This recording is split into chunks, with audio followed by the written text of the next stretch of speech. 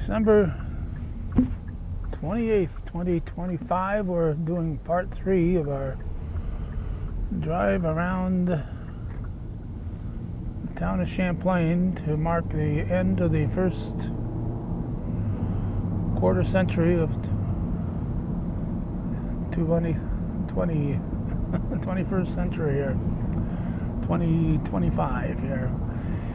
We're going to have a little bit of problem with the sun, and we're going in this direction because the sun is right into our camera. It's excuse me, 2:11 in the afternoon. It's a Sunday afternoon. Temperature 24 degrees, really warmed up. We're doing this near the end of the year because we wanted to show what, as we go by the Laporte Road, we wanted to show what the town looked like. For the most part, we're not going to do every side road like the Laporte Road, but we're going to do as many as we seem logical, because we got to want to also sneak in the two villages, Champlain and Rouse's Point. And we go by what used to be the Fountain Farm, and now we got that area where Bob Yakey really decorates every summer long. A great place to look. Looks like Dancing Dean's shoes are still in the mailbox, sitting by the mailbox. And we're going to get to where the, far back as I can remember, has been the Pearl family farm here. We're going to go up as far as, we'll turn around shortly after the sign that tells us we're entering Chazy. We'll turn on the Sarachon Road and make a U-turn and come back this way. Laporte Road, as we were going to say, is one of the roads that was cut off when the Adirondack Northway came through. It was completed in 1967, but its cutoff came before that. As we're hitting the town line road here, just go up to the Sarachon Road, Judith, and there's the town of Chazy. We're now in the town of Chazy. But we won't be here very long. We'll be turning around and heading back.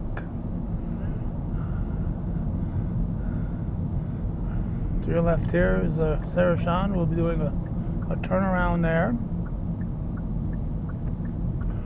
And back on Route 9. At Laporte Road. Whoa, jeez, criminals. Oh my goodness, oh my goodness. Oh. Okay, we've made it this far. We're only 3 minutes into our journey. Laporte Road was originally the Matat Road, and when the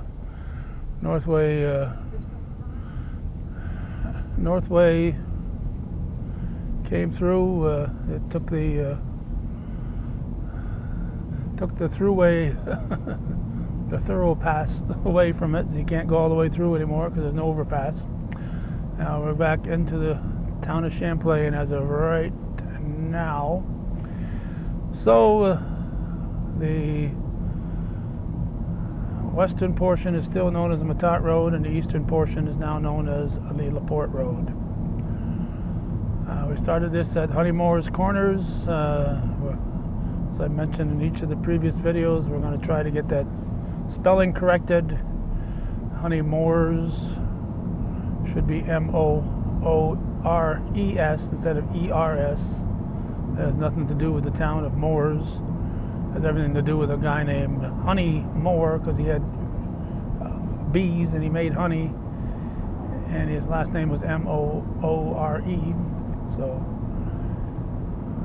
that is, we're going to try to get that corrected.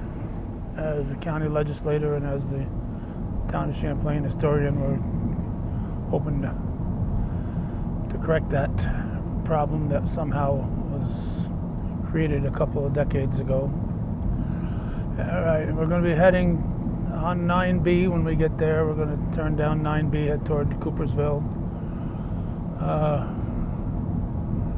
Going by a farm here that one of the few farms that's still operating, doing a good job. They sell they even got a milk place they homogenize and pasteurize their milk across the road.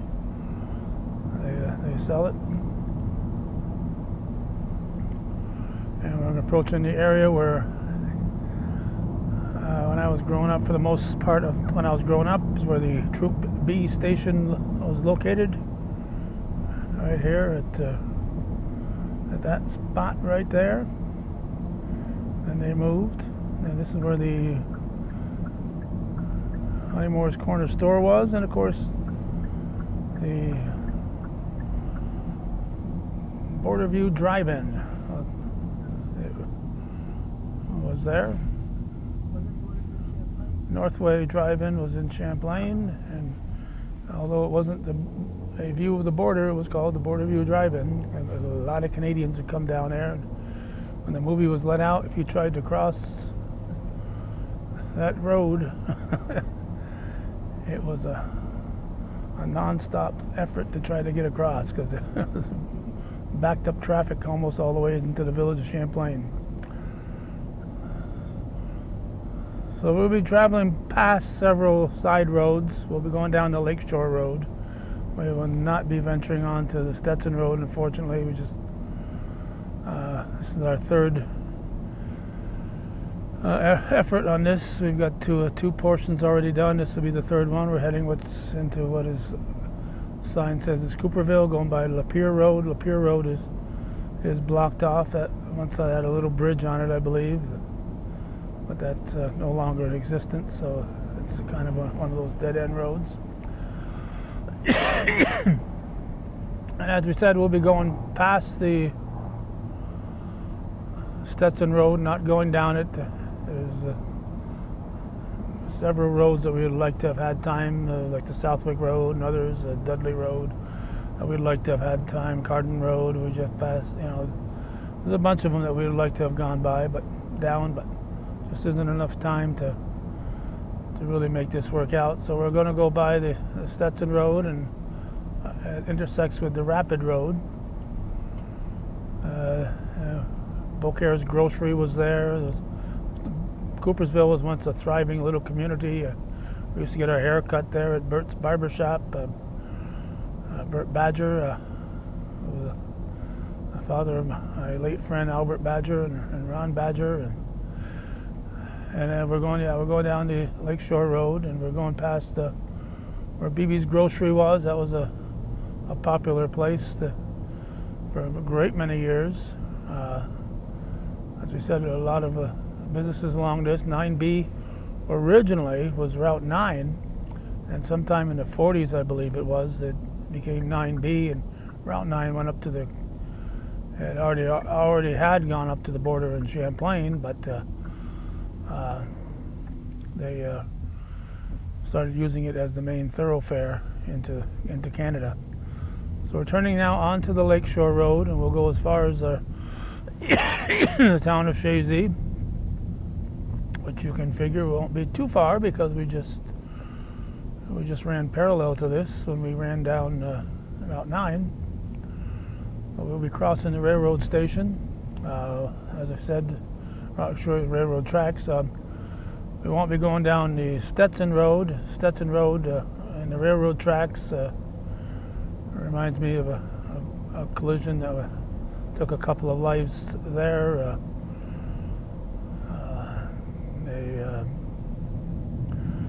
A couple of local gentlemen are trying to cross there, and they didn't see the train coming, and there wasn't no signs like there are now. Just a sign saying that there's the tracks, look out for yourself. No red lights ablazing, and they crossed, and they died there. Places like that with accidents, it just kind of stand in your mind. A lot of marinas here along this route. Here on the Lakeshore Road, the Great Chazy River.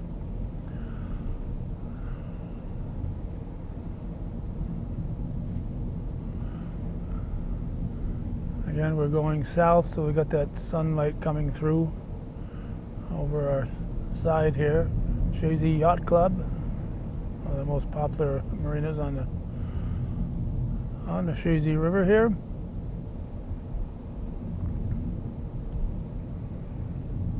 In a 35-mile-an-hour speed zone. Judy is driving, so she's giving up her time to make this on a Sunday afternoon. I am risking my life with letting her drive, so everybody's making a sacrifice here. This here property here is, I believe, now operated, I believe, by Giroux's Poultry, but I do know that Rover's Farm does have some land that they're farming here along the Lakeshore Road. The road is snow covered and slippery, so the trekking is slow going. I'm going to move it just ahead a little bit here, change our angle a little bit because of that bright sun shining into our window here. And we're going to hopefully know when we've crossed into Shazy. It's up a ways yet. We're not anywhere near there yet. We're getting closer.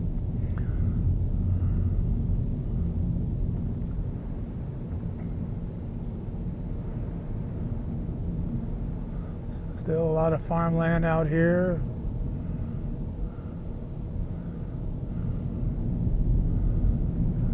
It's so sad to see so many farms no longer in operation, but it's just the way things are these days. You can't change what you can't change.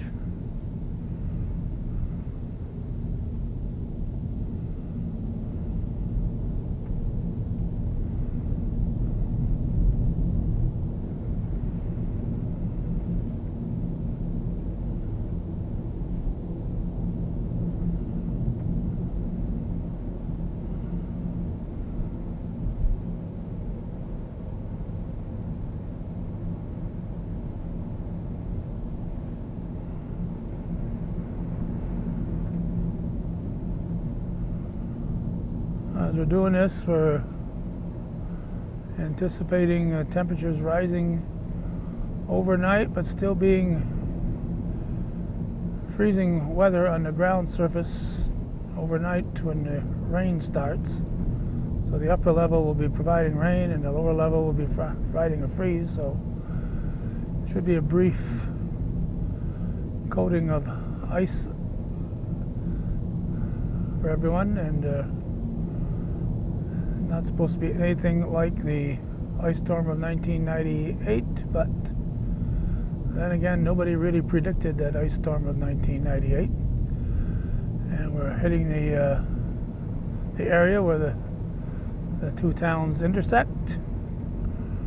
So we'll do a U-turn up ahead, but here's where the town of Champlain becomes the town of Shazy. And we have turned around and we are now heading back.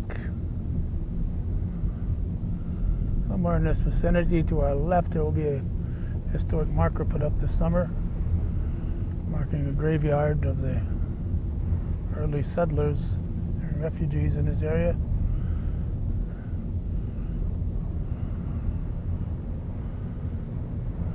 We're now aiming toward the lake.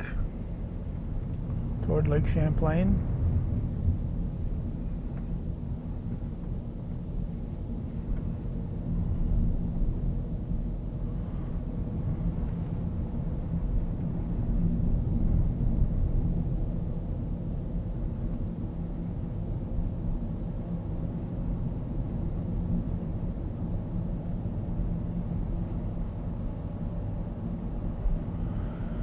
Again, it's nice to see active farmland, not going to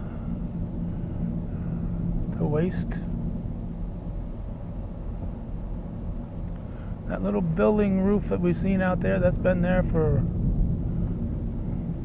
well over 50 years. I took a picture of that for the North Countryman back in winter of 76, or fall, no, the spring of 75. So 50 years ago we took a picture of that. And because there was some flooding going on, and I knew it was at ground level to begin with, but it made a good picture with the floodwaters all around it. So that's been there for over half a century. Got some nice homes and camps here in this area along the lake.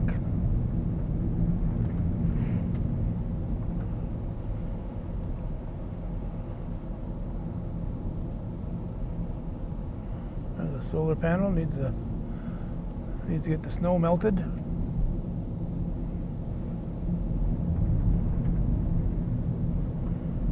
Lake Flat Drive, that's called.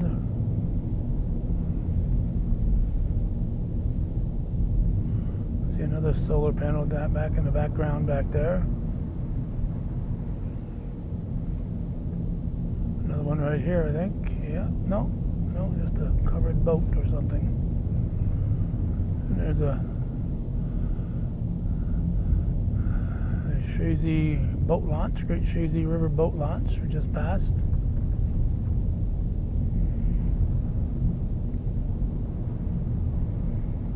And we're coming into that 35-mile-an-hour zone again here. Another marina, JB&B. Roland Juno would be disappointed if I didn't say hi when we drove by.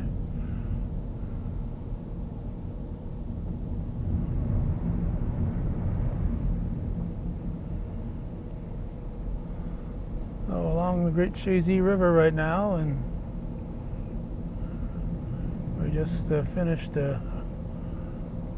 very drought-like weather this summer, so the river level was low, and I've already got trouble with some of the boats getting through the rivers in need of dredging, and getting that low water level this summer didn't help any.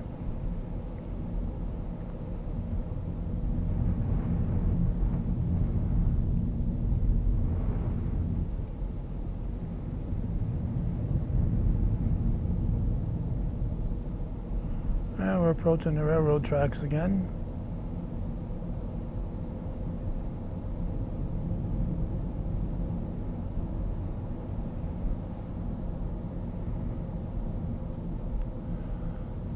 And getting back to that train accident, I believe it was Clement Bedard and Ted Heiner who died in that tragic train wreck many years ago. Say at least 60 years probably.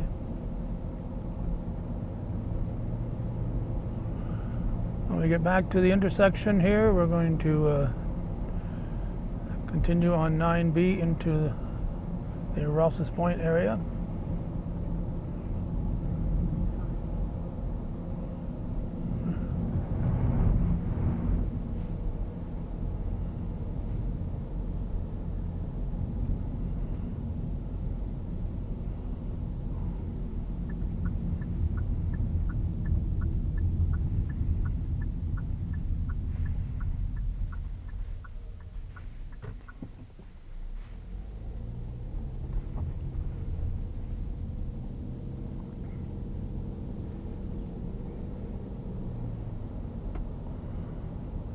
Very nice area through here.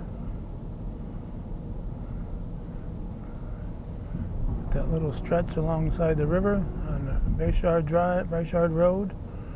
We're going by the former Alphonse Bayshard's business, another thriving business back in the day, and a whole lot of Bayshards.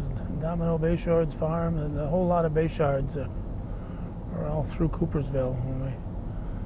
And back there, that little white building we see, barely see it there, that's the old one-room schoolhouse that was up, not in that location, but it was donated by Celine Paquette, and the property was donated by the Bayshard family to find a location. The school had been located closer to St. Joseph's Church in that area there, but they moved it here. It was on Celine Paquette's property, and she graciously donated it to the historian group here in Coopersville. Very shortly we'll be coming up to the curve that will take us alongside the lake.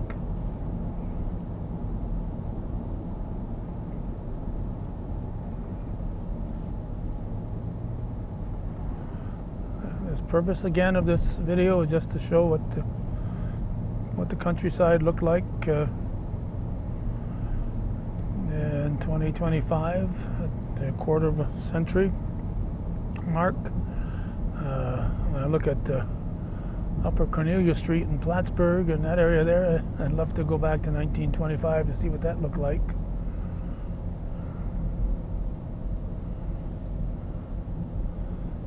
And as we come along the lake here, you might think you're seeing Vermont over there, but what you're seeing is Point of Fair. This is the Kings Bay area. So we're in a bay along the lake.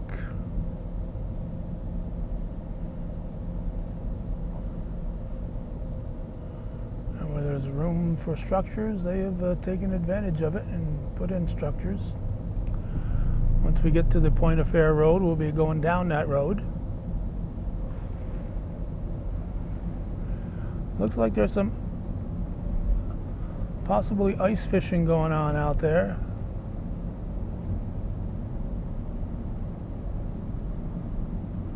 Or it could be skidooers, I'm not sure.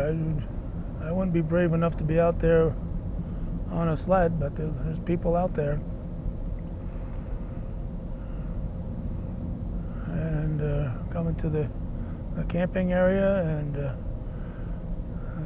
Lakeview campsite, and of course the Lakeview Pub and Grill, formerly the Lakeview Pavilion. The Boyers now own and operate it, but it was established by Victor and his wife Jackie Castine back in the early 60s, I would guess. Now we're turning on to the Point of Fair Road.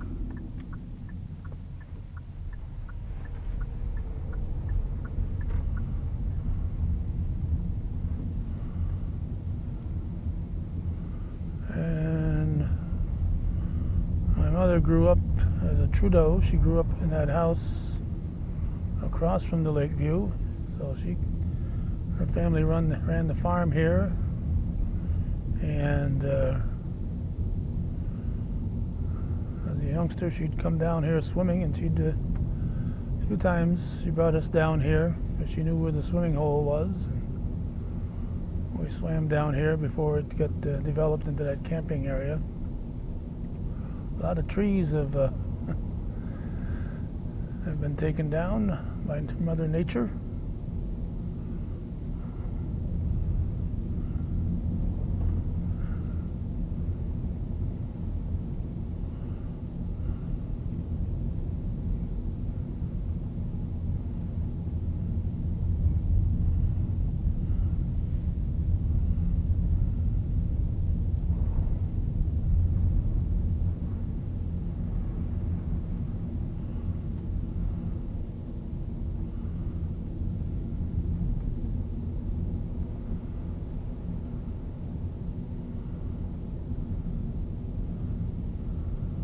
We have been doing on a lot of roads is going back and forth on them. We will have to obviously go back and forth on this one because there's otherwise no exit. But we'll be doing the loop just one time. We won't go do the loop twice, so I'll be shooting out the front of the window. So we'll go straight here, then do the loop around.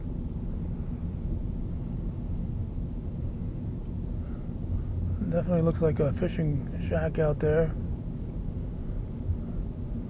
Of course, if you're a person who lives around here, you know how deep the water is, so very possible that the water isn't very deep at that point where that little fishing shack is located out there, which you'll probably not be able to pick up in your viewer because the trees blocking the view. So we'll keep going straight here by the Southwick Estate, and I will start shooting out the front of the window, because we won't be doing a backtrack.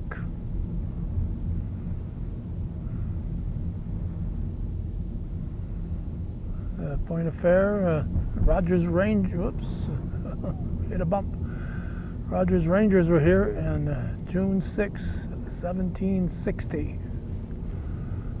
Part of the French and Indian War. There's Pike's Road, or whatever it's called. Rogers Rangers fought a battle here. I believe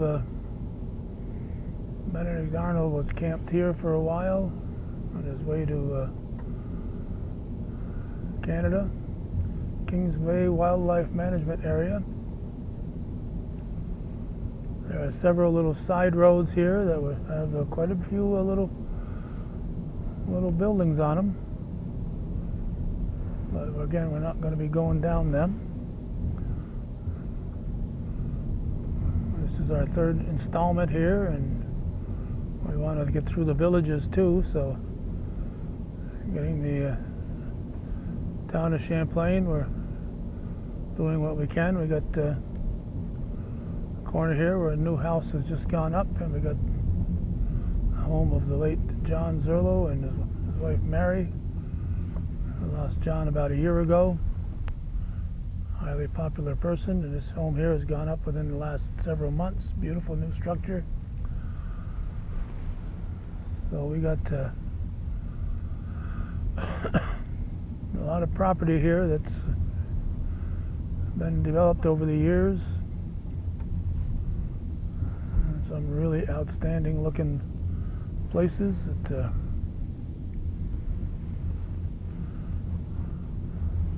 add a lot of beauty to the drive through here.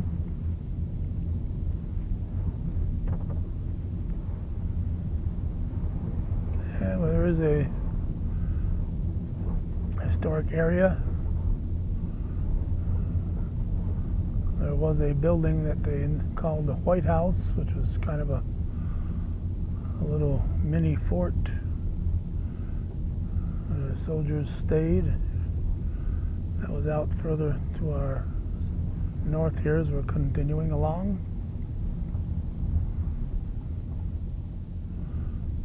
But there is some markers and other historic information available here if you take this drive down here and want to learn about the history of this Point of Fair region.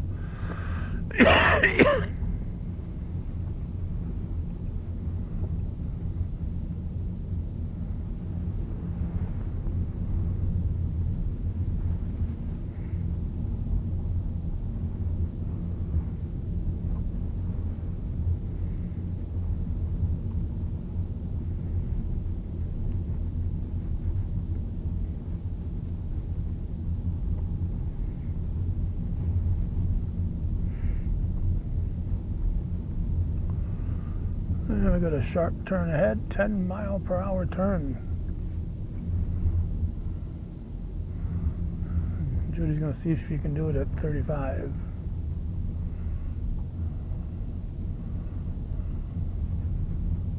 And here's where that flagpole is, and the flag's holding up pretty good, and there's a lot of markers here, a lot of information here about the history.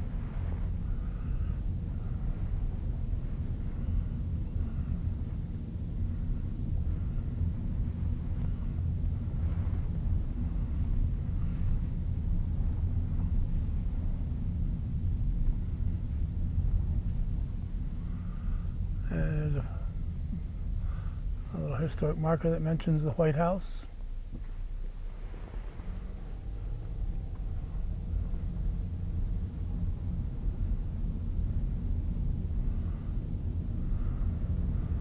Got the Rochesters to our left here. The Rochester family, a very big part of the history of Point of Fair.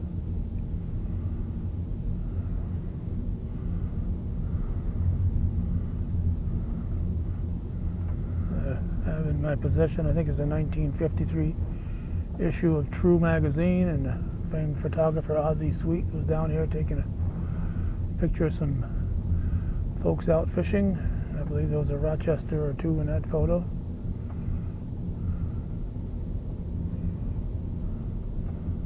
So we'll be coming out to that intersection up ahead here shortly.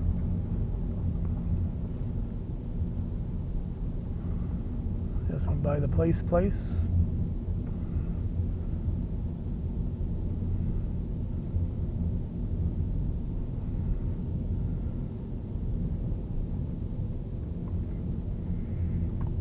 So we'll be taking a right here, heading back out, and we'll be taking a right when we get to 9B and heading to the outskirts of Rouse's Point. We won't be going into the village today because our emphasis is on the town outside the two villages.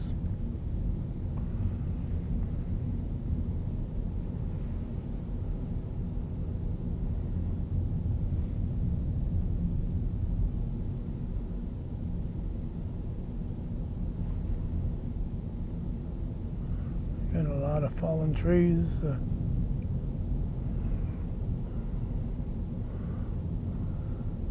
A lot of potential firewood laying there, rotting away.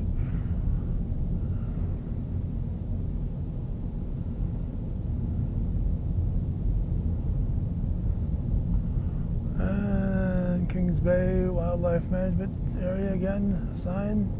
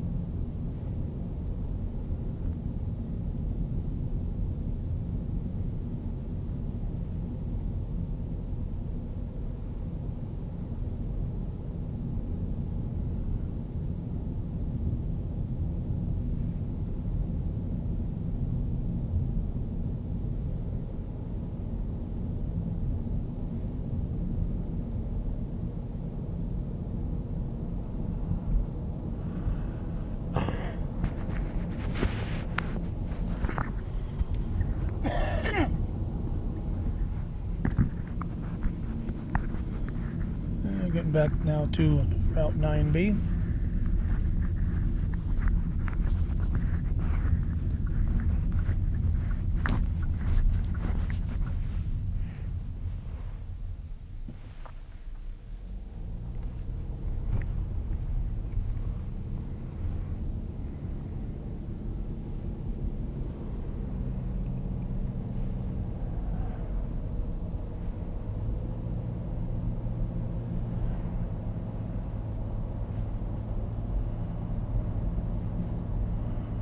And a former Beersford residence. There's a road back there that runs alongside the lake. Several homes back there.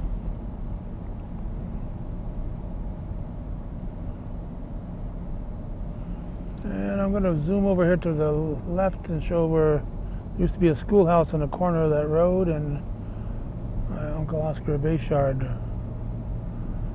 lived in that house. I'm going to go this way because what we'll do is we'll swing around and won't come back down 9B. The right residence. Here's the Beersford place right here. Here's where that roadway is here. Duck Pond Road. That's the place that I was thinking about.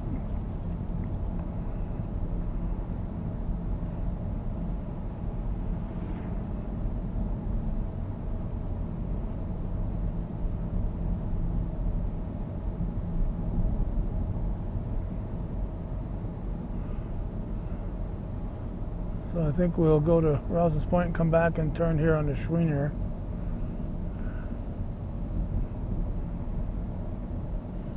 So I will shoot out this side for now. Then when we get to the Stony Point Road, we'll turn around and head back. We'll not be going by down the Stony Point Road.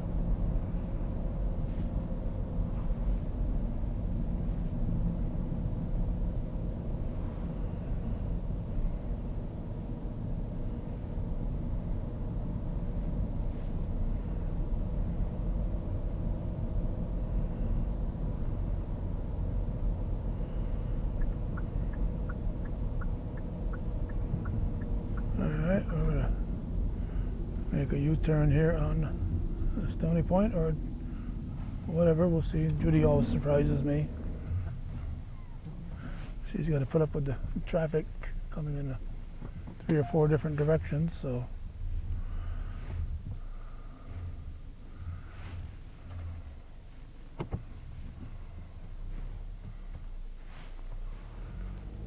Part of this is in Champlain, and part of this is in the village. I believe we're now in the part that's in the town of Champlain. So I think half of that street is Champlain and half is the village.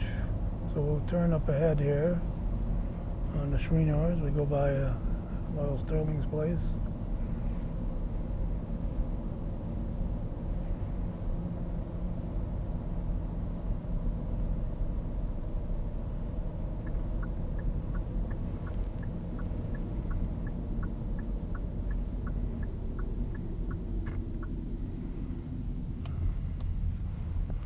And not much to see on the left, so we'll shoot out the right here, but we won't be coming back down this road.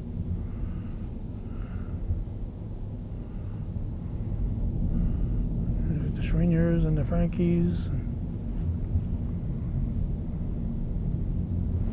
Again, nothing nice but farmland on the left. I believe that's Drew's Poultry, farming that, owning it.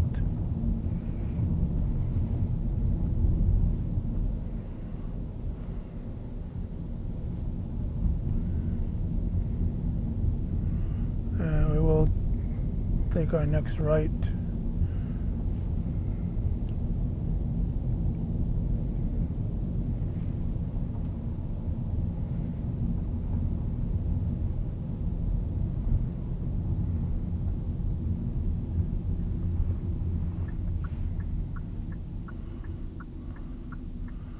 This is the Sterling Road. I have to go by here because great historian Peg Barcombe lived here, and it wouldn't be right to go by, do a little history thing without including her place in there. She was a great historian, and she did a lot of programs with Bob Ben and I over the years, and she was a big fan of Gordy Little. We'll go up as far as that stop sign ahead that intersects with Smith Street, and then we'll turn around and come back. So this here is part of the town. Colin Duffy's area here is part of the town. Most people probably think he lives in the village, but according to the county map, he doesn't. So we'll see what we got coming to our right. If we're going to pull in and back out.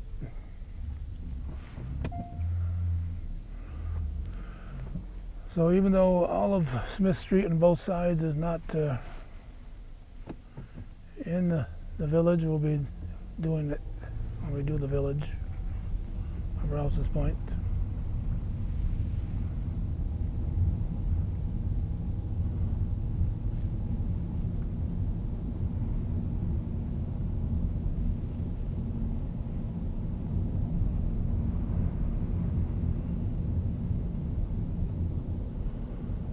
Once we get as far as the Schreiner Road, I'll start shooting ahead again because we'll be going past there.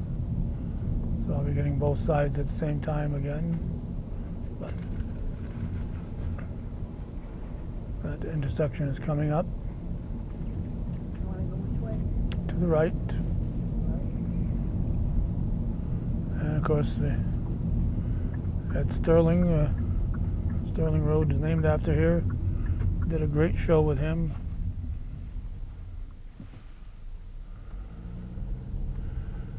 When he was well into his 90s. Still knew had a lot of memories.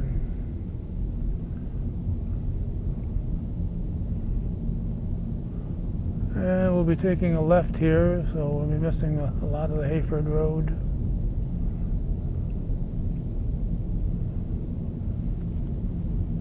We got George Racine's place over there by the railroad tracks, and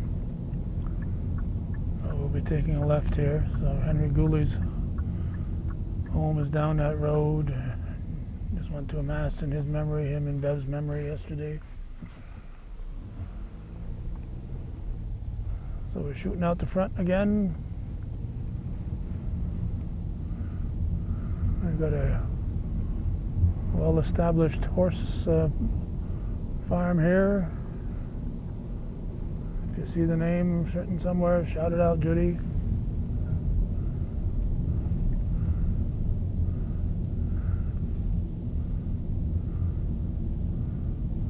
There we go. Something stables. Wind Place and Show, right? Farm. Wind Place and Show Farm. Former Racine house there. Or is it up here?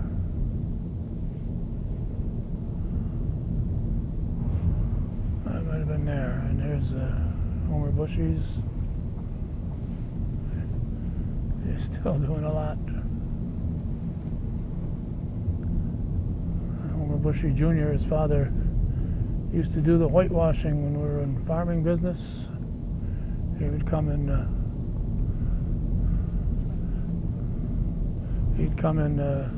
whitewash the barns.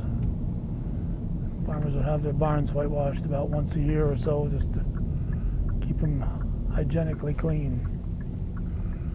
A lot of open land. This has really been opened up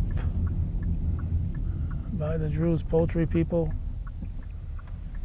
And they got that big machinery. They like to be able to get out there and not have to make a whole bunch of little turns. So they've really opened this up.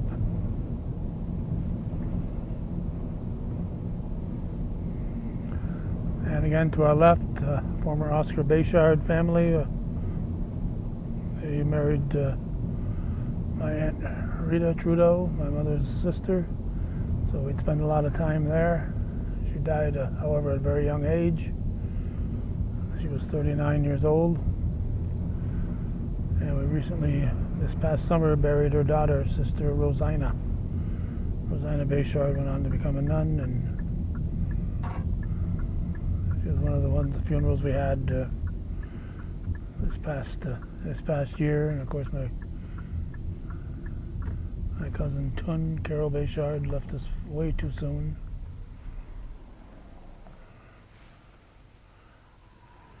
She's been gone a while. Oscar, brother Oscar, was a great guy, Oscar Jr. He died at a young age also.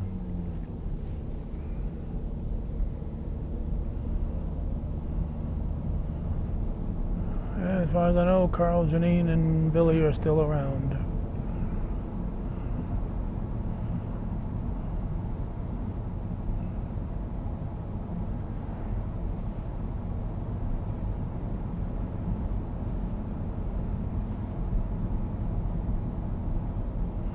Oh, got somebody taking a walk. Well hooded, 21 degrees and a little breezy. So it's a brisk walk. And we're going to be coming up here to very shortly, right here, where my mother and her brothers and sisters grew up, and hard to believe they're a family of that size into the teens living there at one time at the same time. I think they had 17 or 18 total kids, the Trudeau family.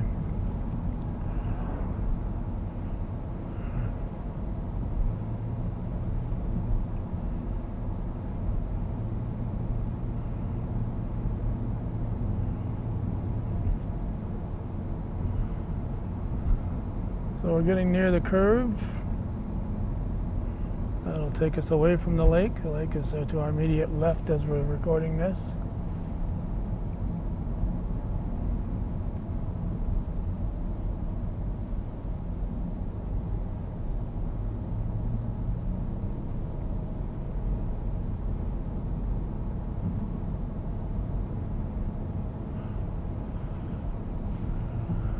When I think back, I think the actual first couple of times I did this type of a thing, shooting out the window, was back in the very early part of the 80s, before I had established Hometown Cable, when it was still a weekly production by the Woodmen of the World. 84 or so. Larry Furnett had put out a couple of songs, my former classmate, and Mary McCaffrey, great singer from Rouse's Point, had put out a couple of songs. So we put the songs to music. Here's where the Oasis used to be. Very popular area.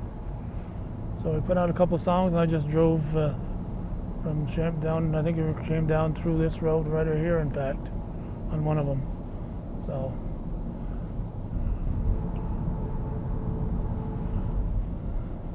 I do have those from the early 80s. Okay, we're approaching downtown Coopersville. We're going to take a right, go down to Mason Road.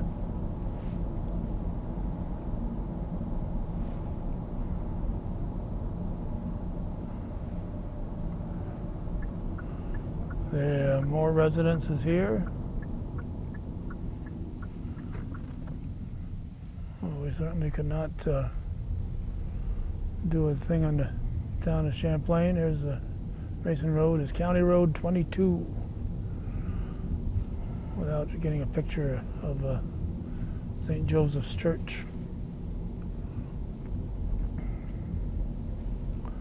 The mother of Catholic churches throughout northern Clinton County. It was the first one in the area.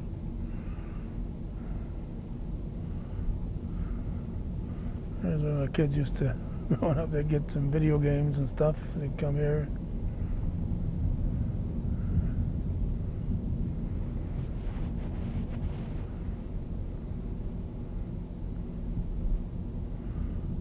And here it is, St. Joseph's Church. Now an oratory, I believe it's called.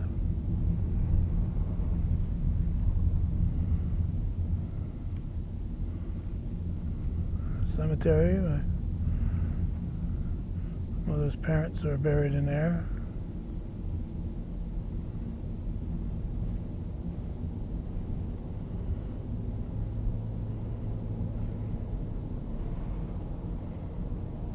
That's where my parents were married.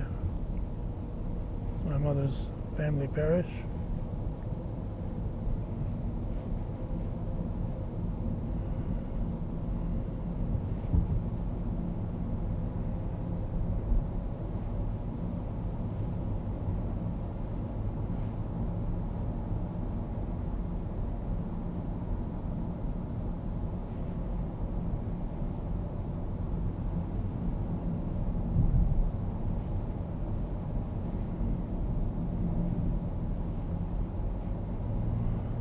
Looks like solar farm coming in here.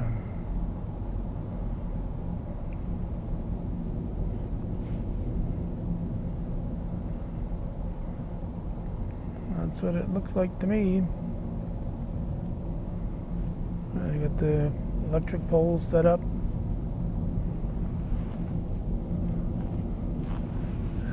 And you see all the effort that people put in 160, 180 years ago to clear off the farmland. It's really quite sad when it can't be productive enough to maintain its farmland. So you can't blame, here's a Clark Road. You can't blame people for trying to get whatever they can from the usage of their property when they can't sell the crops. But we did see an article yesterday about some folks in West Shazy doing the solar end, trying to do crops and grazing at the same time. Not sure how that is going to work out, but it might be a story we'll be doing in the future months. Leggett Road's another one we won't be heading down, unfortunately. We're going to be coming up on that very shortly.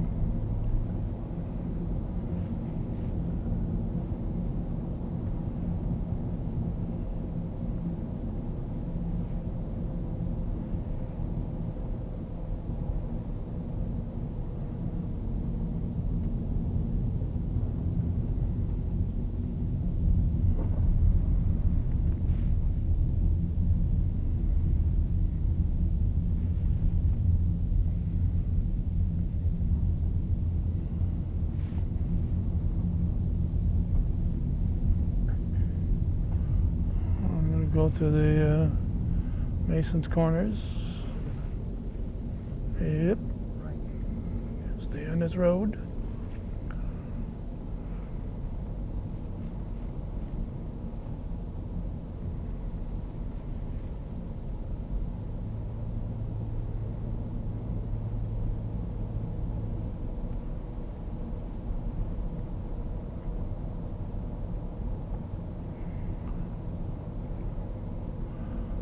We'll be coming up to Route 11 intersection, and we'll be heading toward Rouse's Point. We're going to be going up and down Route 11.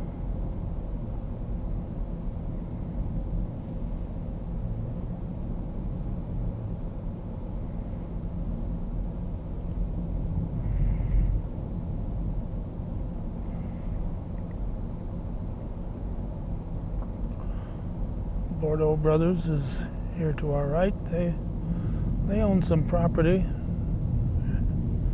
They're doing a little farming in the area, but they're mainly a Vermont entity.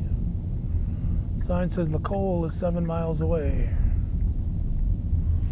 Lacole, Quebec, for you out-of-towners. All right, we're at the intersection with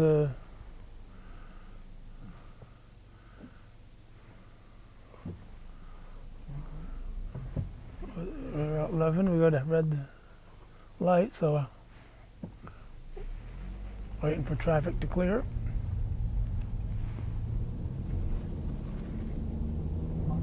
Oh, do you? Oh. So now we're heading by Bordeaux Brothers. There was a bar there at one time.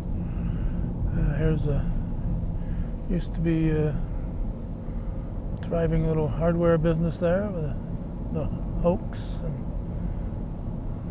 now it was an auto parts store. There was a truck sales here. Three Steeples has been here quite a while.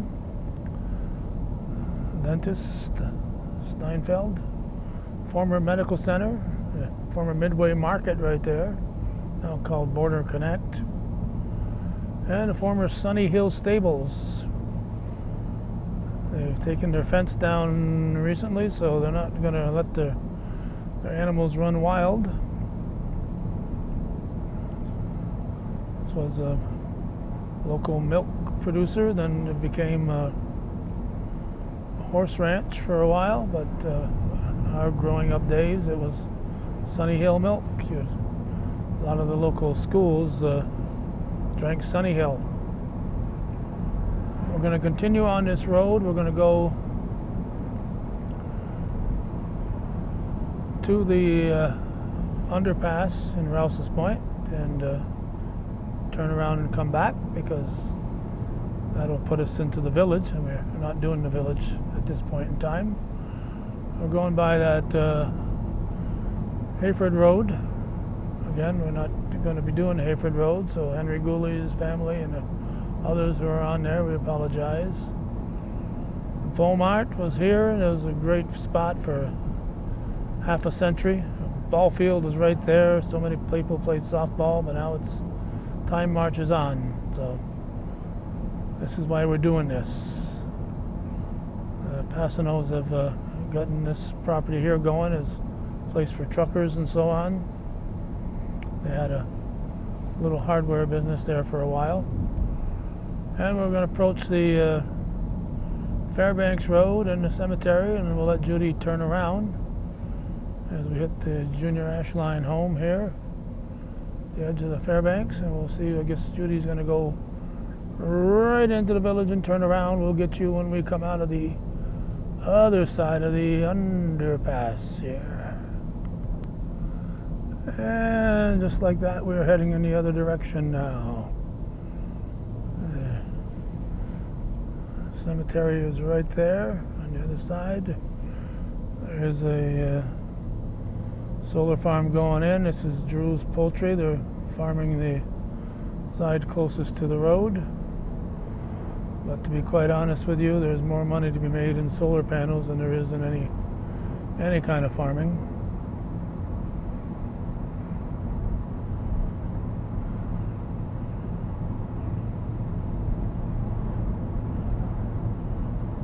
Because the golf course is on it, we'll be taking a right here and doing a little trip to the Hayford Road, go by the golf course.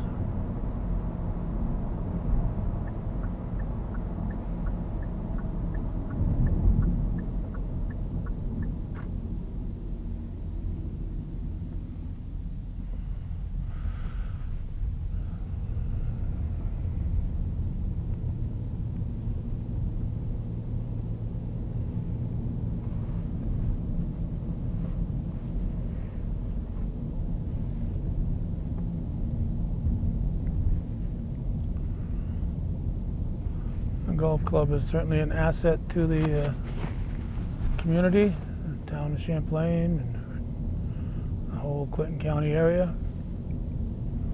So we've got to include it on our journey here.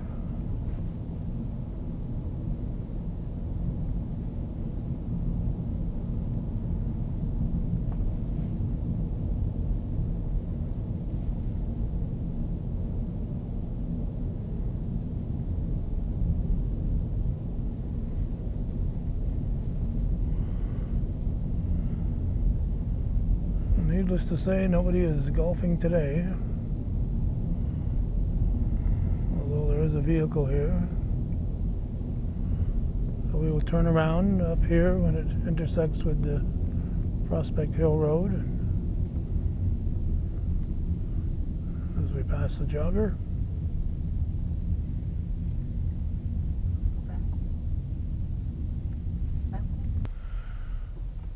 Okay, quick turnaround. We are heading back.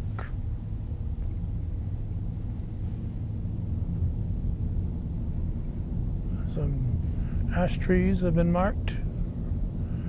They'll be coming down this winter. So, we mentioned in at least one of our previous videos today, some building lots for sale here too.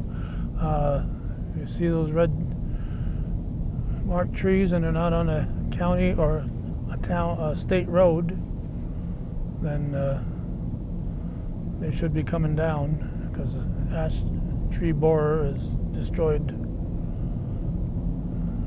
just about every standing ash in the area.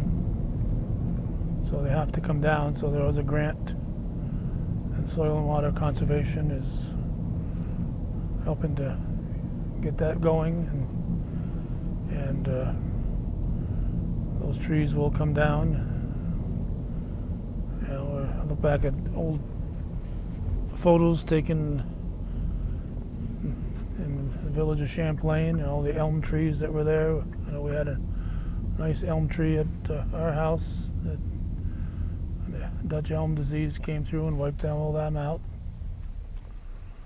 There's Lapette.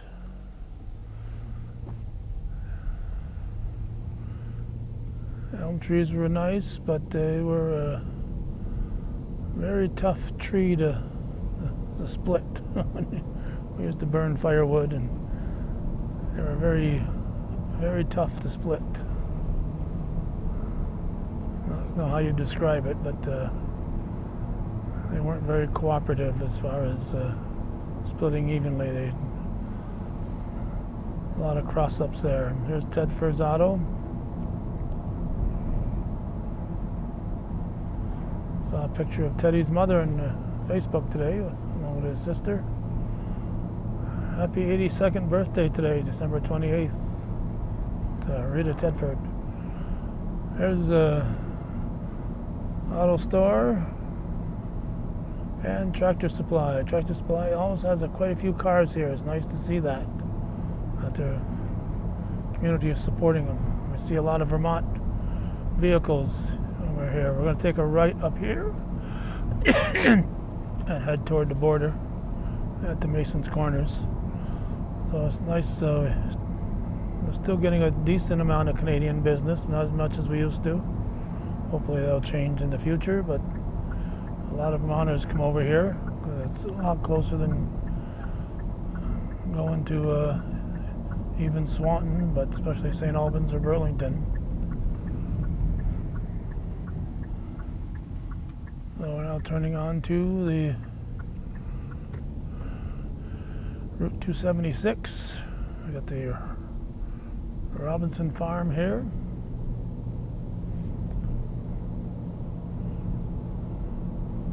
It's been a staple here in the area for a long time. They went to the solar panels to help pay the bills many years ago. And their farm is way back there, their solar panel farm. Here's Bob Venn Park, and as we mentioned in another video, it's making a lot of progress. The Venn family was up here this summer for the dedication. They were very pleased. A lot of history took place here, an invasion of 1814. Here's where the invading troops were marked. Okay, we're going to keep going straight here. We're going to go past Dewey Tavern. Peace treaties were negotiated and signed here. Looks like a couple vehicles are here, several vehicles. So sale was pending. Maybe it's been sold. Hopefully the new owners appreciate the history of that location, because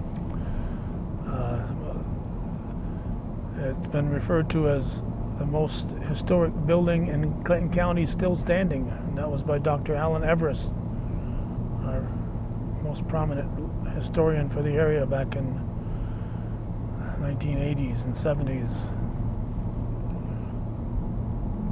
So we're heading up toward the border. We're going to continue along 276. As we get to the border, we're going to go right to the outskirts of Rouse's Point, then turn around and come back.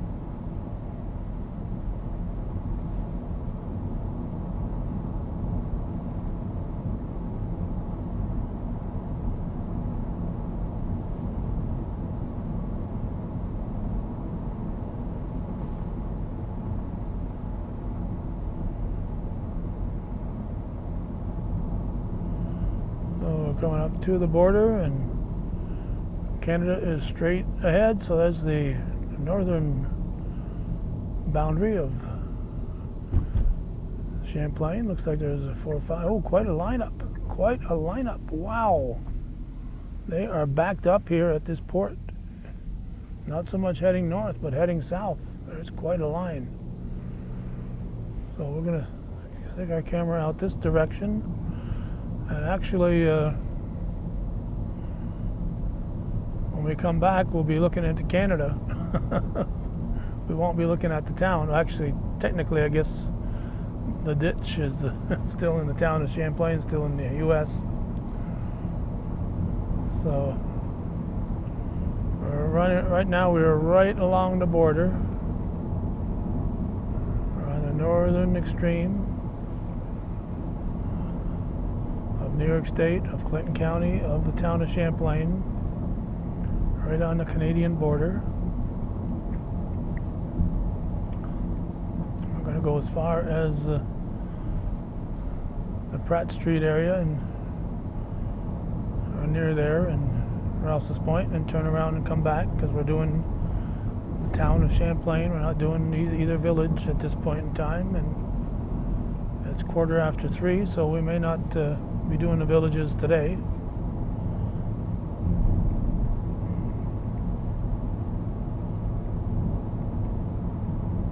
So we got that sharp turn here. That house there is in Canada. Places to our right here are in the good old US of A.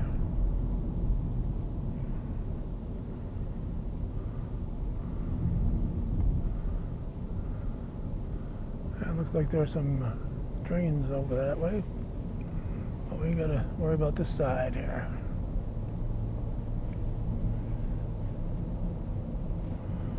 So we're still on 276. It starts up at Route 11. At Mason's Corners, heads up to the border, heads in an easterly direction, and now we're heading south again. So it goes north, east, and then south.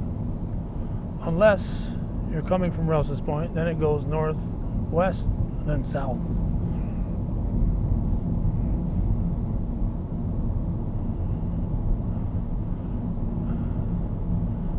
We got the Ashline Farm, and then next to it Eric Richards, and then we get to the village of Rouse's Point. So the Ashline Farm, Eric Richards' place, where he sells beef, has his tree trimming business, and this is in the town of Champlain. There's yeah, this is actually town of Champlain here, even though the sign says Rouse's Point. Rouse's Point is to our left. These places are outside the village. So those are the places right there. So 276 will continue along Pratt Street, but we're going to turn around and head back.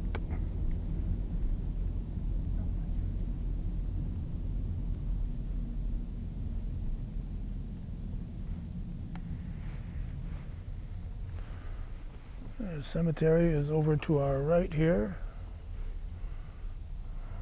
and train station down that way.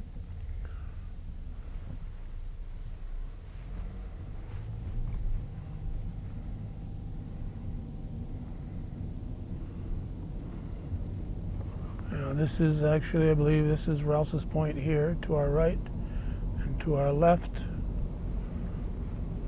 our Eric Richard is here, and then the Ashline Farm there. I jumped the gun a little bit when I mentioned them. So they're in the town as far as I know. And this here becomes the town again, right about here.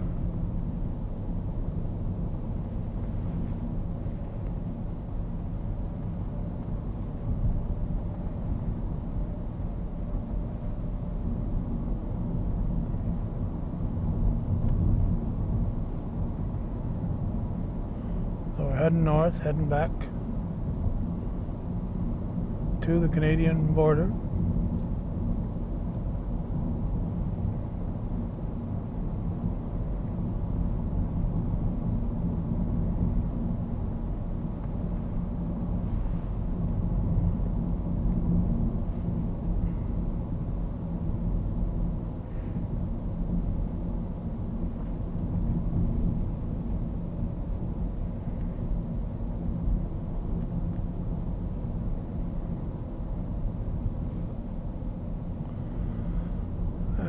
making that 90-degree turn.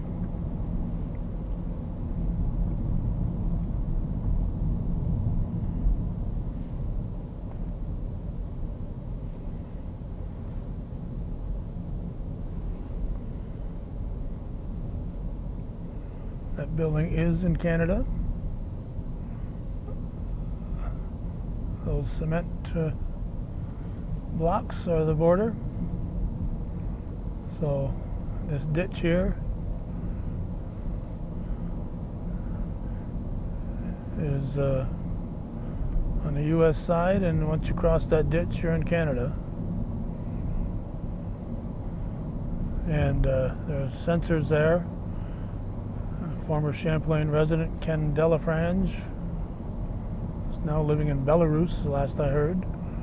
There was heavy water in the spring, a lot of flooding in that ditch. So he had a kayak, and he was kayaking in the ditch with his kids. He got in trouble for crossing back and forth across the border. He was setting off the sensors. He didn't see the humor in it.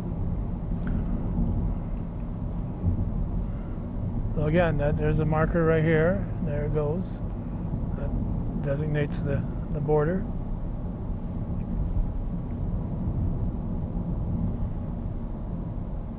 So it should mean we are north of the 45th parallel, so we are closer to the North Pole now than we are to the equator. The 45th parallel runs close to the border throughout the entire township, obviously, and the 45th parallel is supposedly the halfway point, midway point between the equator and the North Pole. If I look how far back the cars are here, as far as the eye can see.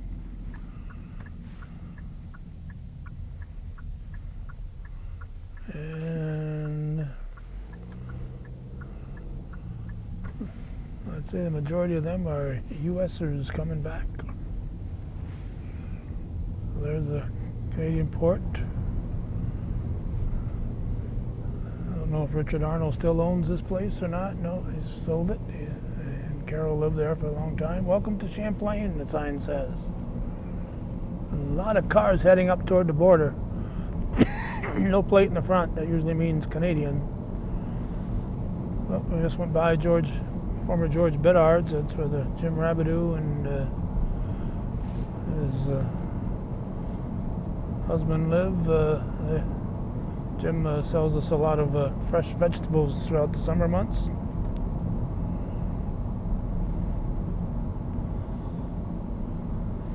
Sorry, I got distracted there by the oncoming traffic.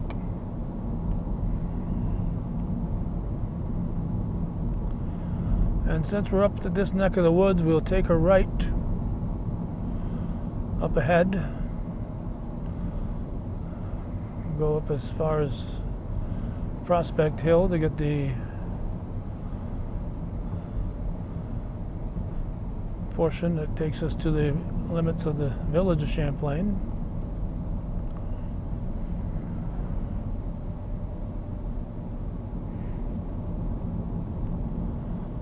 So when we get to the intersection ahead by Northeastern Clinton Central, we'll be heading to the east.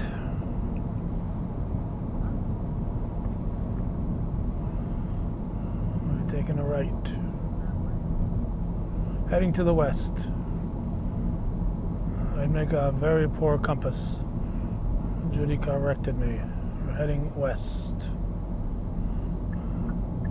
Go west, young man.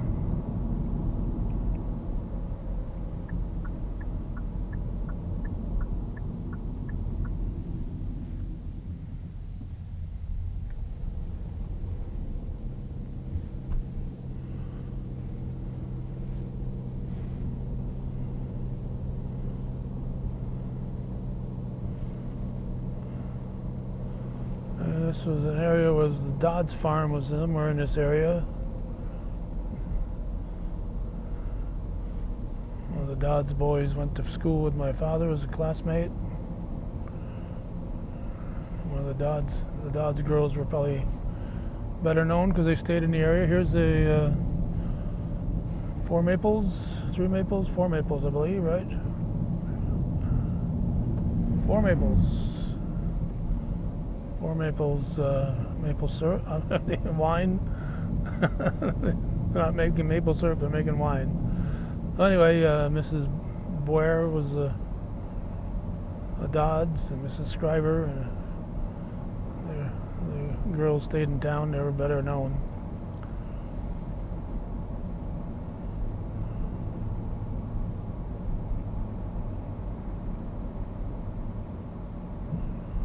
And we'll be coming up here to another sharp turn, dangerous turn. Prospect Hill.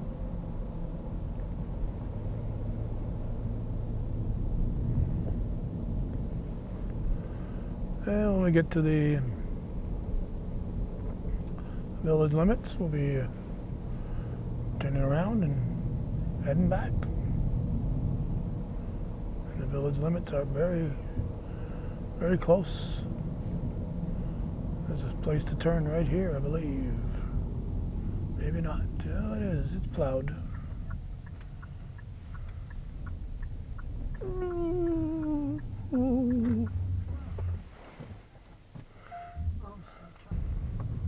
Alright, so we almost made it to the village limits. We're about 50 feet away, so we didn't quite get all the town in, but we'll make it up when we do the village tour. Now heading back, we're going to go all the way to Rouse's Point on this road and do a turnaround.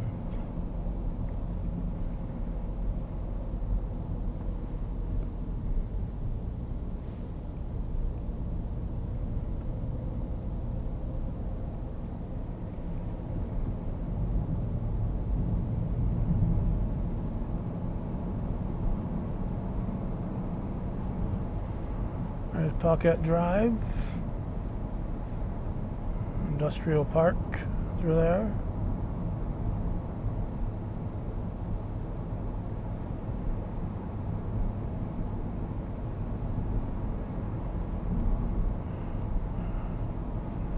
We're going by the Gamla Road to our left. It goes north.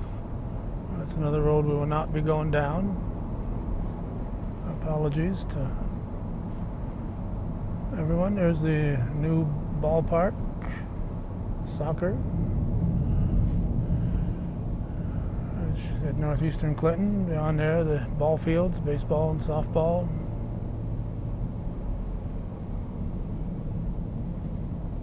Northeastern Clinton Central School.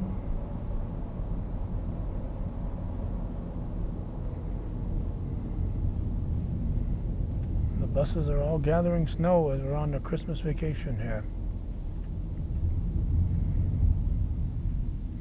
So we'll be going to Rouse's Point. We've got two vehicles coming. We'll wait for them.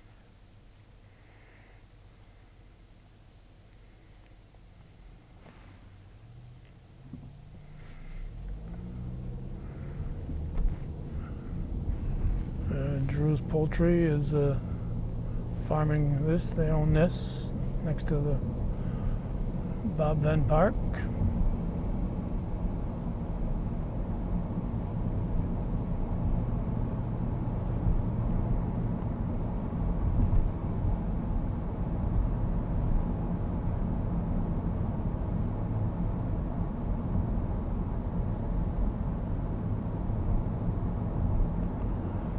And as we mentioned in previous videos, as we get here to Harry J. McManus Northern Tier Recreation Trail.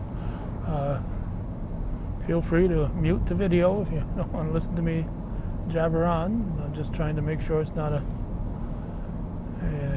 completely silent movie. This is the part of the rec trail that runs alongside of Prospect Hill Road. And it runs through Bob Venn Park, and then alongside the school grounds, on into the village. Here's the Hayford Road where the golf course is. So there's a view of what we saw earlier, side view.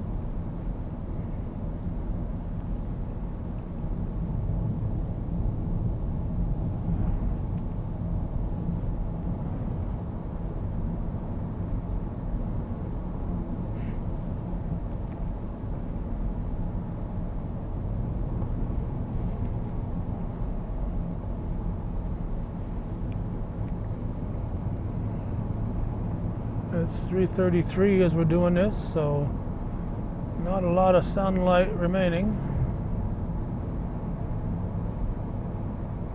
So if the weather cooperates,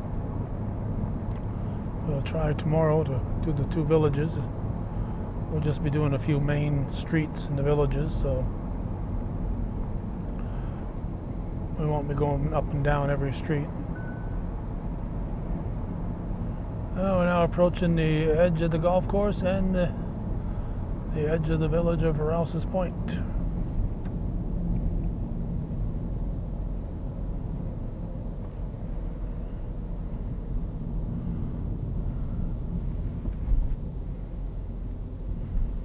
So anywhere you want to turn around, Judith, you can. There's a Pillsbury Road. We're waiting for a car behind us.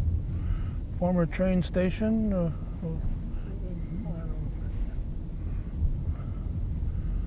Thanks to Paul Rosenberg, we did a nice tour of this area before it became part of the history books. So Judith has corrected me because she's a Rouse's Pointer. She said it's Thomas Rosenberger. So I apologize. Here we go, and let's see. I believe the Olivers are in the village, and the Sterlings are in the town. So this is the town starting right here. Former Rainy Inkhill residence, where he brought up all those kids.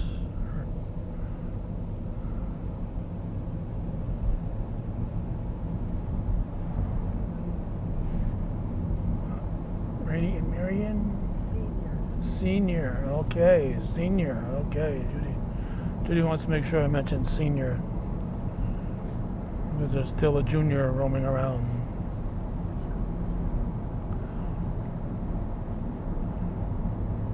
So we're heading west on the Prospect Hill Road. Golf course is to our left.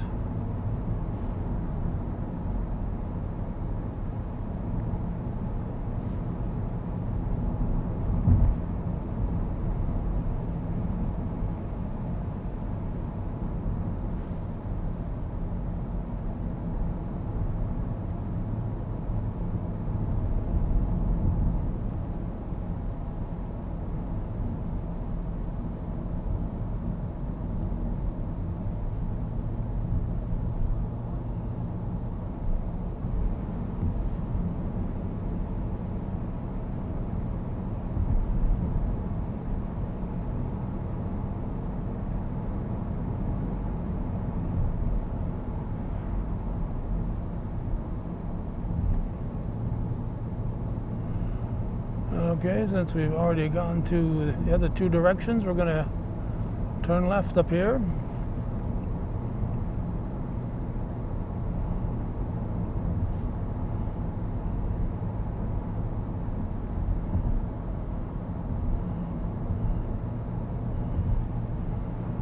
Going back to Dewey Tavern. And former home here of Louis and Rita Bedard. They were very generous to us at Bob Venn Park Committee.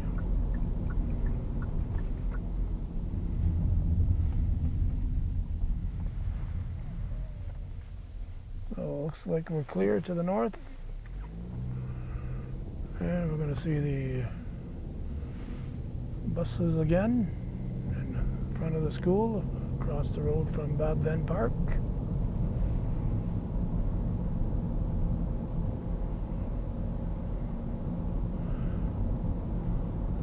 And we will head toward Champlain when we get off here, go as far as the Route 9 intersection. And we're crossing the McManus Trail again. There's a softball field. There's a Dewey Cut, is where the train came through, and famous Dewey Cut. Went over the tracks. The Filio family has owned this property. It's before I was around.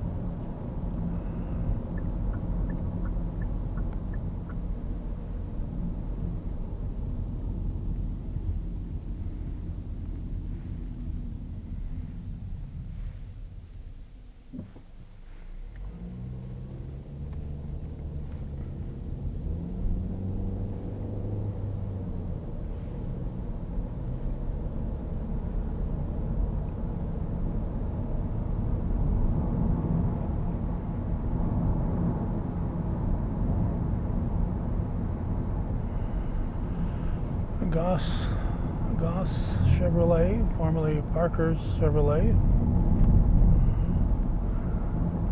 Champlain National Bank, and we got buildings here in the Champlain Industrial Park, Paquette Drive.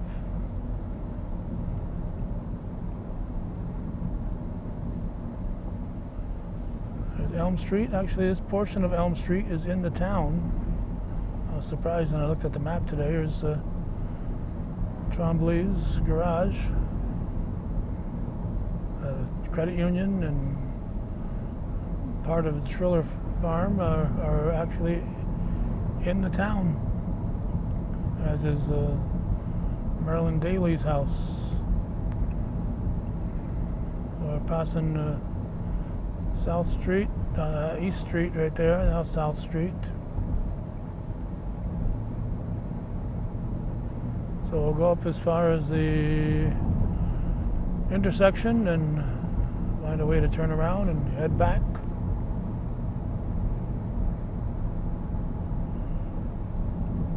Well, actually, what we should do is go through it, go as far as the Northway, then turn around. Going by the Medical Center, Hudson Headwaters, Blue Line Insurance, Price Chopper, Community Bank, Kinney Drugs, Dollar Store, Ace Hardware, Liquor Store, Post Office, Key Bank.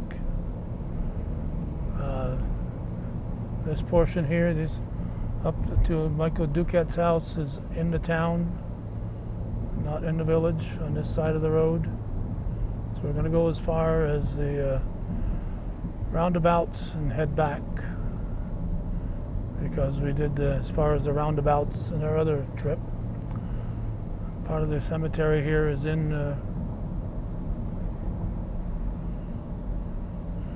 town. Garcel's Auto again.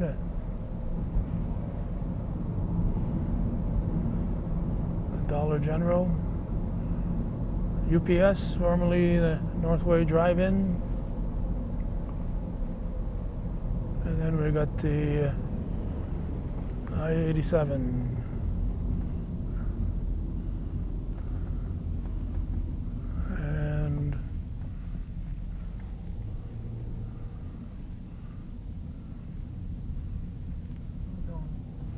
And we're going to go around. Doing a double loop. All right. I get a view of Miramar.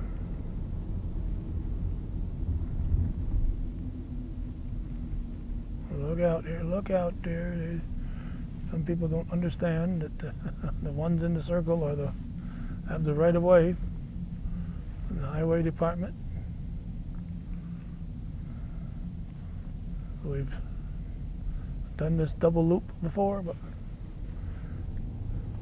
you can never do too many double loops.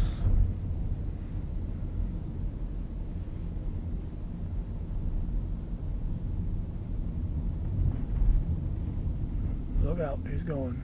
No. Yeah, he figured it out that we had the right of way. He thought it was first come, first serve. Well, I thought it were in the loop. We're in the loop, yeah.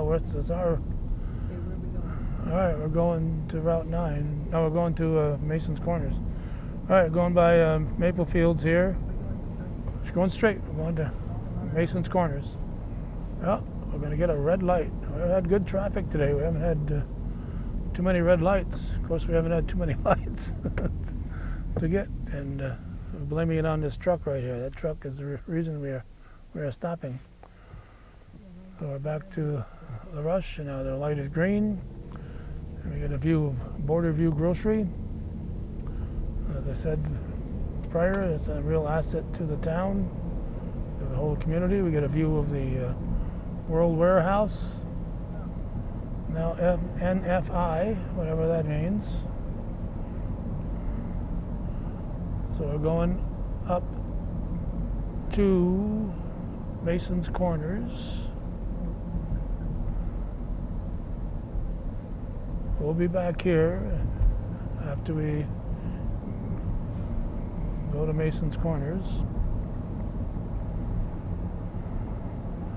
When we get to Mason's Corners, we'll be heading back to Coopersville.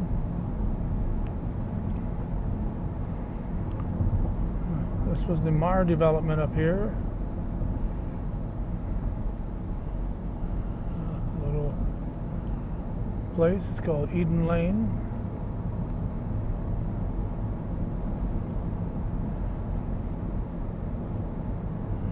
Crossing a rapid road, another road we wish we had time for, but we don't. So Bayshard's Farm Supply is down there. We certainly want to mention them at least. My good friend Norman Ashline grew up on that road. Leggett Road is right here.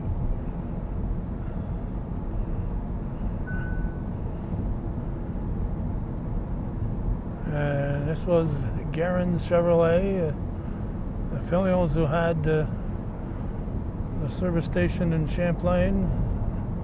Started a gas station up here, then Bob Garen bought it, put in a Chevy dealership. And Rala Parker ended up buying it from him, and then instead of renting, he decided to purchase where Goss is now. The Border Patrol station is making progress. Hopefully they'll be up and operating within the next 12 months. We're going back to Coopersville. Then got a couple of properties here. And then that house we just went by was where Ray Lavoie was, school principal for many years in Rouse's Point, and then later on Champlain. Now we're back at the intersection of Mason Road, Mason Corners it's called. You see the other half of Bordeaux Brothers.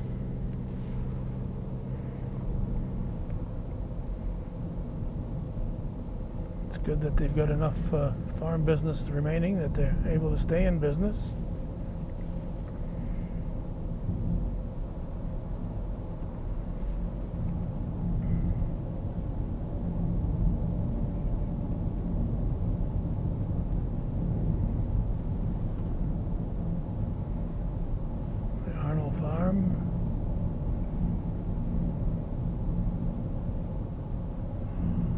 And we got a sharp curve here.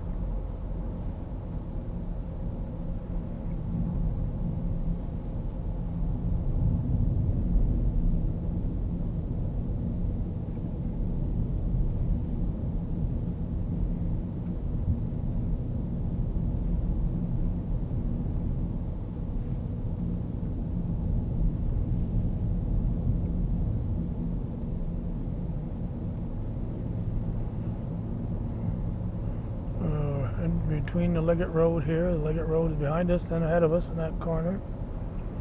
We're staying on the Mason Road.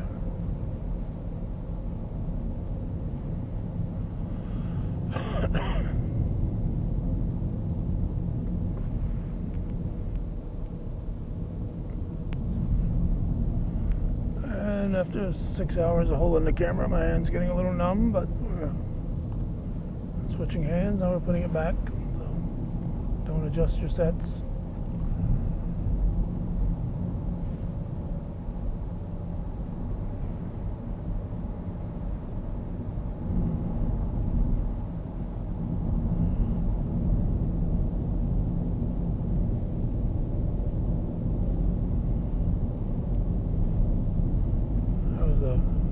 business here for a while, various Bayshard. Here we go. There was a former home of Bill Connolly here, and they had a trailer with the trophies and awards business operating out of it. Another Bayshard farm. What's the opposite? What's the idea of that? Another Bayshards. Just when you think you run out of Bayshard, Norman and Kitty show up. I did a story. I think I started to state on the history of St. Joseph's Church back in the early 1900s, and just about everybody was named Bayshard back then, and the leaders of the church. And the comical part was that the ladies who would do things, they were Mrs. Joseph or Mrs. Philip or Mrs. Fred or whatever. They didn't have first names. They were called Mrs. whoever their husband was. Got some camps here along the river before we get to the church area. Several camps there. It's nice to see people are utilizing the space. Another sharp curve up ahead here.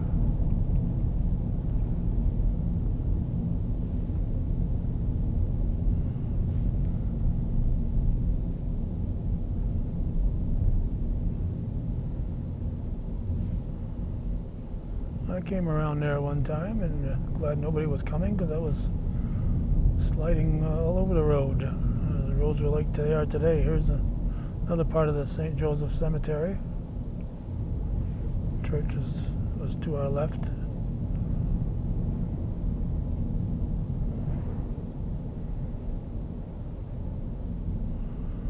So we get up ahead, we'll turn right onto 9B. Then we'll head back and forth to the village of Champlain and call it quits when we get back to Honeymoors from the village of Champlain back and forth.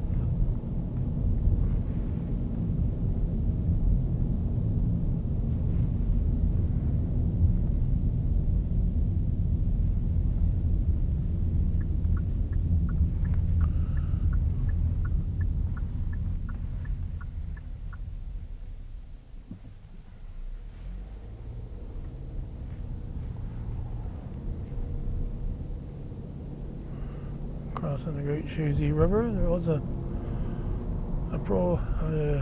smuggler on Prohibition days killed in that area. There's another Bayshard, former Bayshard family. They grew up there.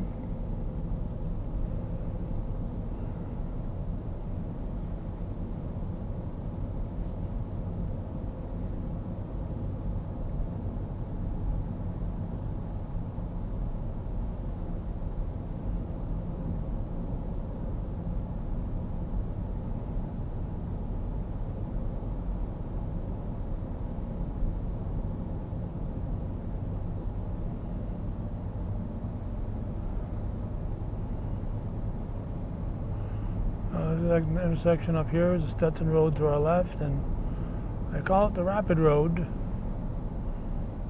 I would have thought it was an extension of the McRae Road, but they call it the Rapid Road, so they really lowered the McRae Road. There's a former Manny St. John farm, now owned by the Menards.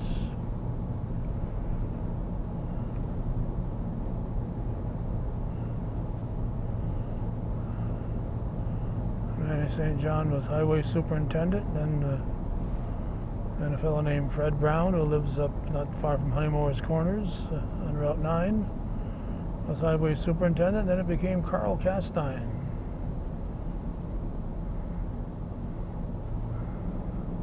For a good many years. And his son Sam followed in his footsteps for a while. There's the West family.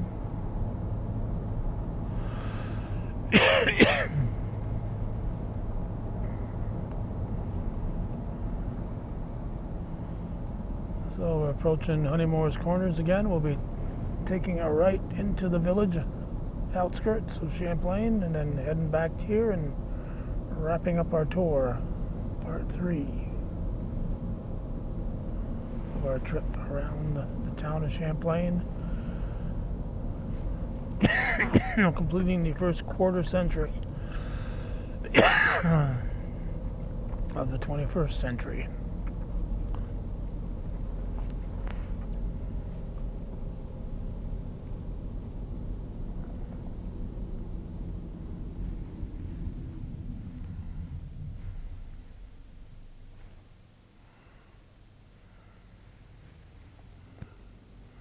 And there's a little bit of traffic coming from the Shazy area.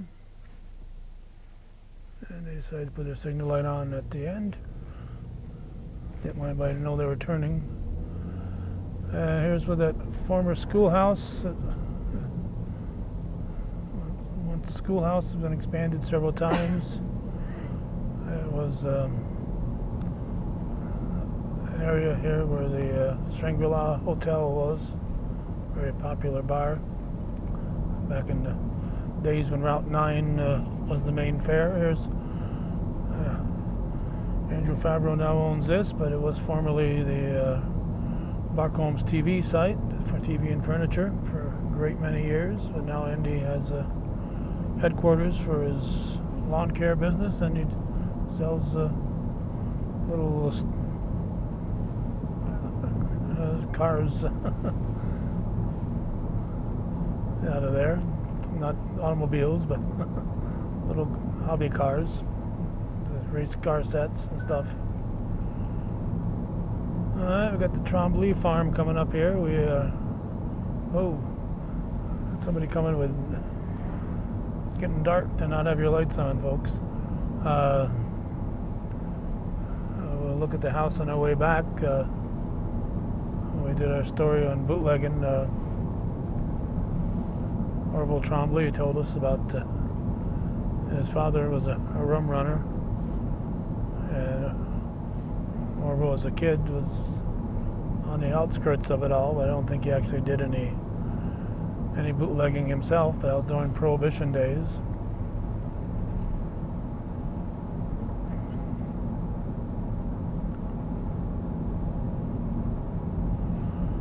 And we're coming up on the intersection of the McRae Road.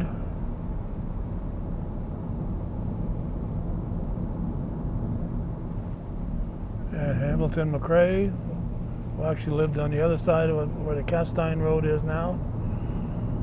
He was a big officer in the bootlegging days for the good guys. Here's where Wells Garage was. Here's where Orville Tremblay and Noella had a home for several years and became the home of Hortense and Primo Beemans.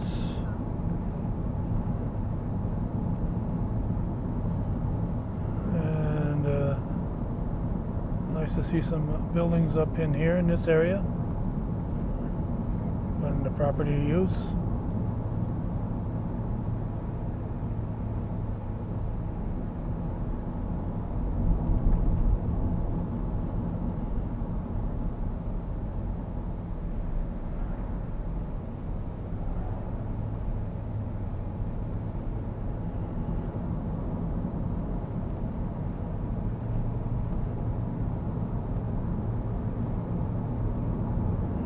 And very shortly we'll be coming up to the area where the Tasty Freeze was. Bob and Gert Gooley's Tasty Freeze. What a great addition to the North Country that was, and it thrived for many years. It was right in this area right here. And we got Jerry Boyer's farm.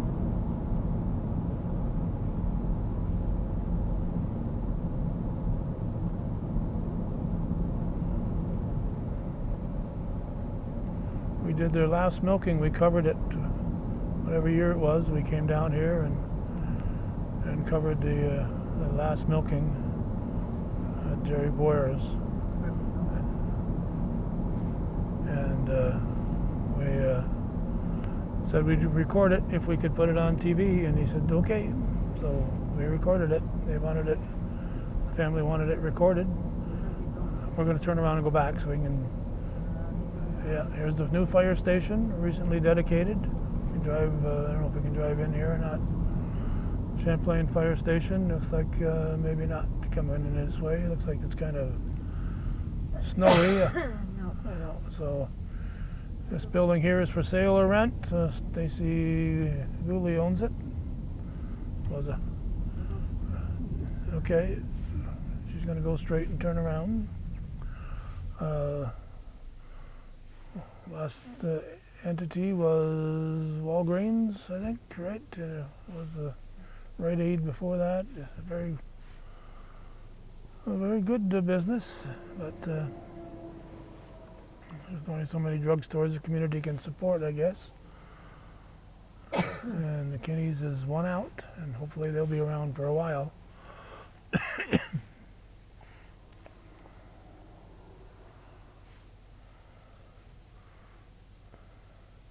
So here we go. We're going to turn around, I guess. This will be interesting to watch. I'm sure you'll all want to stay tuned for this. There's a shopping center down there. And here you watch, pay attention here so young drivers can learn how to do this here. There we go. See how it's done? There's a senior housing, Northern Tier senior housing.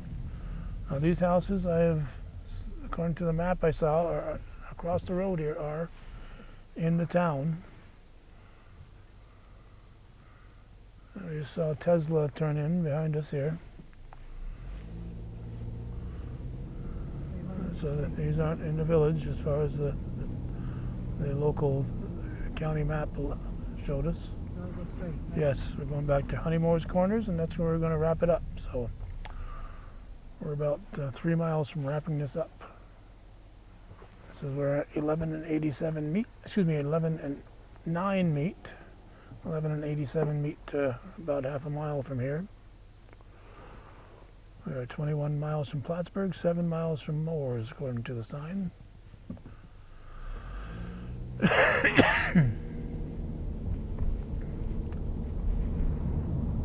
Lawrence Ashline's farm for many years.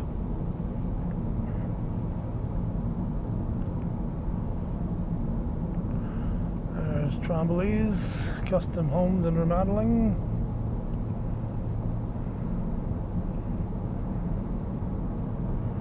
He actually lives down the road, but he thought that was a better place for a sign, so he put it in his father's yard.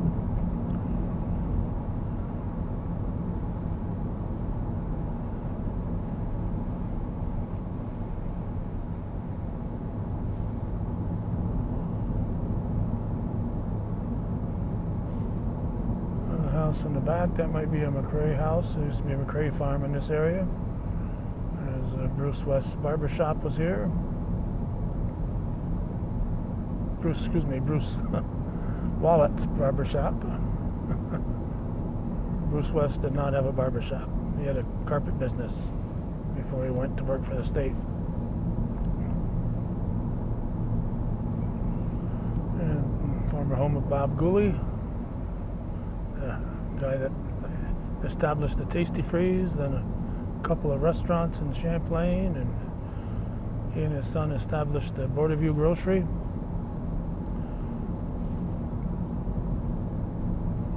Ardiso Incorporated, another great asset to the area. Asphalt, you name it, they'll get it for you. And we're approaching the town of Champlain, but before we get there, we'll hit the building where Clinton Farm was at one point. Not sure who's in there now, if anybody. Here's the town of Champlain offices.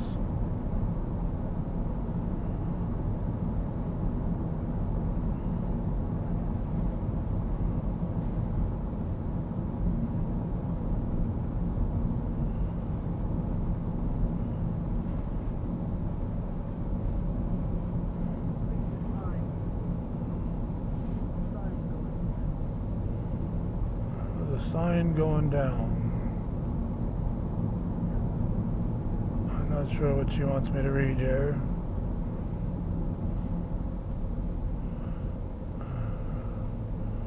We're at the intersection with the Godet Road. And she wants me to read this sign. Sousa's to the left. What's from that it? What? No, the name. What? Godet Road, what? Okay, because the other side doesn't say. No, the other side is the McRae Road. This is Godet Road. No, that sign right there says Castine Road. No, it doesn't. Okay, let's continue. I can show you. All right. We're having a... Show you? We're gonna, after the camera's off, Judy's gonna come back and show me a sign. She's gonna give me the sign. This is turning into a commercial for Elizabethtown car dealership here. All right, let's go here. Let's see what else we got. We're approaching the Tremblays. This is where some bootlegging went on.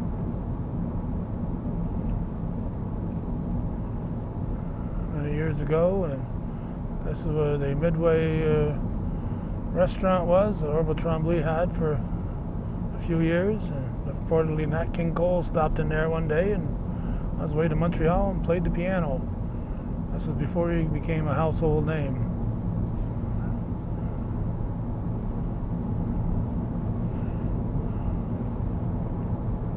And we are closing in on the end of our tour.